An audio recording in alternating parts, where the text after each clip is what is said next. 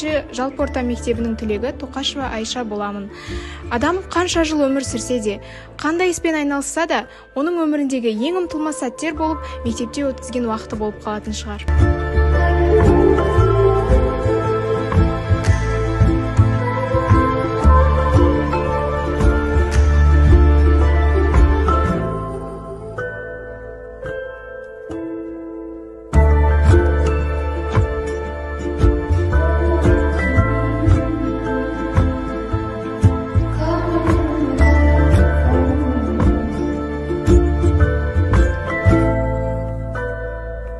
Мектеп білім айдындағы үлкен кеме.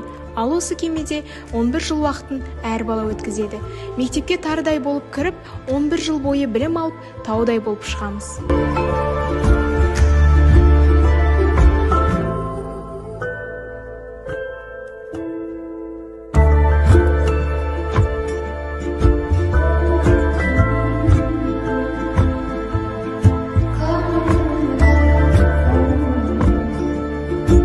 Алғашында мектепке келген кезде әрбір әріпті, әрбір санды жазып үйрену қалай қиынға соққан еді. Оның барлығы уақыт өте келе өзгерді. Сол бір кездегі жазуды да, оқуды да білмейтін оқушылар бүгін міне өздерінің мектеп бітіру туралы аттестаттарын қолдарына ұстап, үлкен өмірге жолдама алды.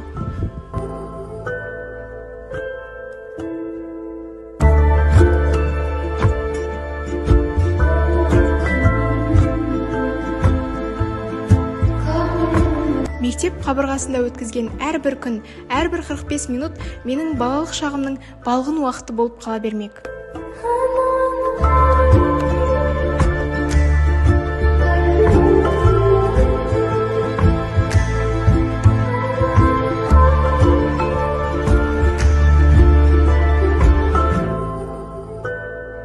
Арада қаншама жыл өтіп, менің сыныптастарым үлкен азамат болып, әрқайсымыздың өздеріміздің отбасымыз болады.